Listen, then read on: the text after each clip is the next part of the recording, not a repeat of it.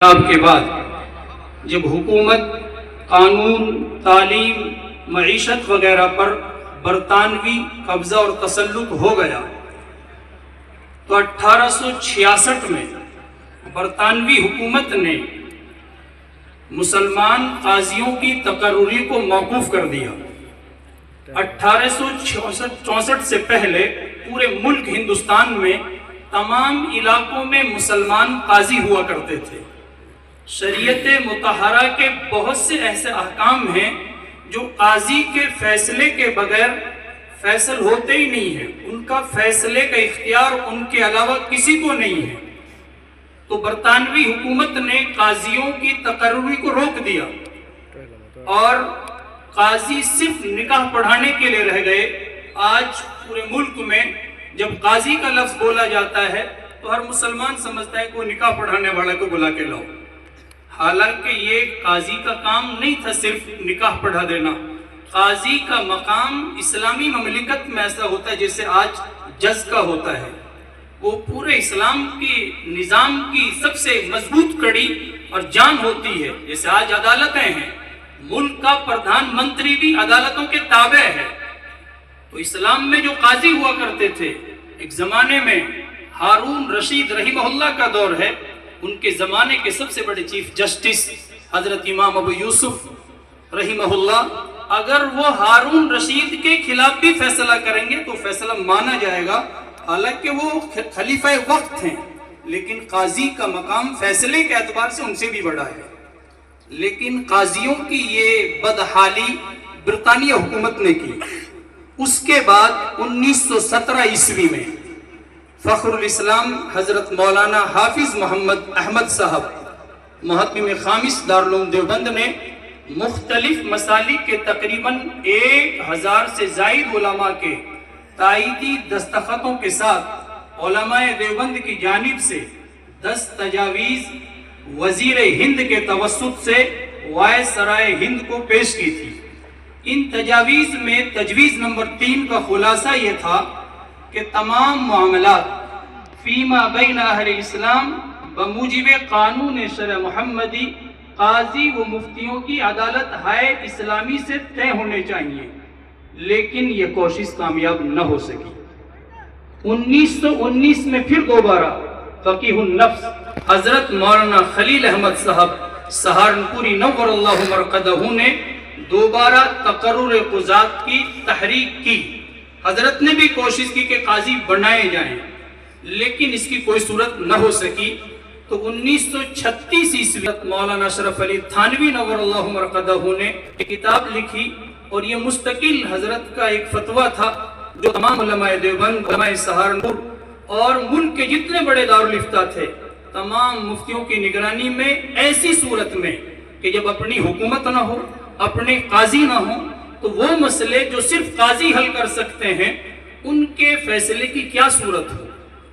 اس کے لیے حضرت نے جو کتاب لکھی الحیلۃ الناجزہ للحلیلۃ العاجزہ، حضرت مولانا اشرف علی تھانوی وہ قابل یعنی محتاج تعارف نہیں ہے، بہت بڑی شخصیت ہے ہندوستان کی، اللہ نے بہت بڑا کام لیا اور بڑے بڑے کام کیے، لیکن حضرت فرماتے ہیں کہ جتنا تعب اور دقت مجھے اس کتاب کے لکھنے میں ہوئی زندگی میں کسی کام میں نہ ہو سکی۔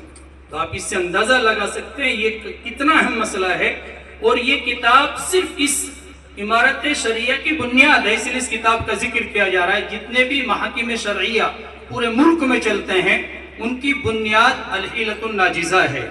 حضرت نے اس میں طریقہ لکھا ہے کہ جہاں اسلامی حکومت نہ ہو، اسلامی قاضی نہ ہو، اور وہ مسئلے جو قاضیوں کے بغیر حل نہیں ہو سکتے ان کو حل کیسے کیا جائے گا۔ اس نظام کو پورے ملک میں منظم طریقے پہ لانے کے لیے 1986 میں قائدین ملک و ملت کو پھر خیال آیا، اگرچہ عمارت کے انتخاب کی پہلی تجویز حضرت شیخ الہند رحمہ اللہ نے جمعیت علماء ہند کے اجلاس دوم منعقدہ 28 دسمبر 1919، ابھی ملک آزاد نہیں ہوا ہے، اس سے پہلے اپنے اکابر کی یہ کوششیں ہیں، رکھی، اور اس کے بعد ہمیشہ جمعیت علماء ہند کے اجلاسوں میں یہ موضوع زیر بحث رہا۔ مختلف کاوشوں کے بعد 1986 میں قومی سطح پر امارت شریعہ ہند کا قیام عمل میں آیا۔ فدائے ملت حضرت مولانا سید اسعد مدنی نور اللہ مرقدہ کی تجویز کے مطابق محدث کبیر حضرت مولانا حبیب الرحمن صاحب اعظمی رحمہ اللہ پہلے امیر الہند طے ہوئے۔ ہندوستان کے سب سے پہلے امیر الہند حضرت مولانا حبیب الرحمن صاحب رحمہ اللہ طے ہوئے۔ ان کی اس تقرری کے بعد اس نظام کو پورے ملک میں منظم کرنے کے لیے اس کی صوبہ کے اعتبار سے امیر مقرر کیے گئے۔ تو ہمارے یہاں بھی بہت سے لوگ سمجھتے ہیں کہ یہ پہلی کانفرنس ہے۔ ہمارے علاقے کے سب سے پہلے امیر شریعت حضرت مولانا نیاز محمد صاحب رحمہ اللہ ہیں۔ 20 جمادی الاولیٰ 1408 ہجری مطابق 11 جنوری 1988 بروز دوشنبہ امارت شریعہ ہند کا اجلاس مدرسہ قاسم العلوم نیازیہ نوح میں منعقد ہوا۔ اسی اجلاس میں حضرت فدائے ملت سید اسعد مدنی رحمہ اللہ نے حضرت کو میوات نہیں، ہریانہ، ہماچل، پنجاب اور چندی گڑھ کا پہلا امیر شریعت طے فرمایا، اور حضرت اپنی پوری حیات میں اس منصب پر فائز رہے اور بہت سارے فیصلے ان کی نگرانی میں کیے گئے۔ تو یہ نیا کام نہیں ہے۔ 1988 میں پہلے امیر شریعت علاقہ میوات میں طے ہو چکے ہیں، اور حضرت جب تک بقید حیات رہے سینکڑوں مسئلے ان کے یہاں فیصلے کیے گئے۔ یہ الگ بات ہے کہ اس کا جیسا تعارف اور شیوع ہونا چاہیے تو وہ نہ ہو سکا۔ حضرت کی وفات کے بعد دوسرے امیر شریعت حضرت مولانا صدیق صاحب کٹاوڑی رحمہ اللہ مقرر ہوئے، اور حضرت بھی اپنی آخری سانس تک امیر شریعت رہے اور بے پناہ مسائل اللہ نے ان کے ذریعے حل کرے۔ تیسرے امیر شریعت ان سب کی تعریف بھی ہے، لیکن بات لمبی ہو جائے گی اور ہمارے اکابر تشریف فرما ہے، اس لیے میں مختصر کر رہا ہوں۔ تیسرے امیر شریعت حضرت مولانا اسحاق صاحب نور اللہ مرقدہ 2008 میں حضرت امیر شریعت طے کیے۔ ادھر پورے ہندوستان کے اس وقت امیر شریعت تھے حضرت مولانا مرغوب الرحمن صاحب رحمہ اللہ۔ حضرت مولانا اسحاق صاحب نور اللہ مرقدہ کی امارت میں اس شعبے کو جتنا منظم کیا گیا ہے اس سے پہلے کبھی اتنا منظم نہیں ہو سکا، لیکن تقریباً 6 سال تک ہم نے بھی محسوس کیا کہ ہماری عوام اس شعبے سے متعارف نہیں، ان کو پتہ نہیں ہے کہ امارت شریعہ ہے کیا۔ اس لیے اس کا پہلا اجلاس حضرت مولانا شیر محمد صاحب امینی دامت برکاتہ العالیہ ان کے قائم کردہ مدرسہ ابی بن کعب رضی اللہ تعالیٰ عنہ میں قائم کیا گیا، اور اس کے بعد علاقے میں جو یہ پیغام گیا اور لوگوں نے اس کو سمجھا، اتنی درخواستیں موصول ہوئی کہ جو پچھلے 6 سالوں میں ہوئی تھی 1 مہینے میں اتنی درخواستیں آئی ہمارے پاس۔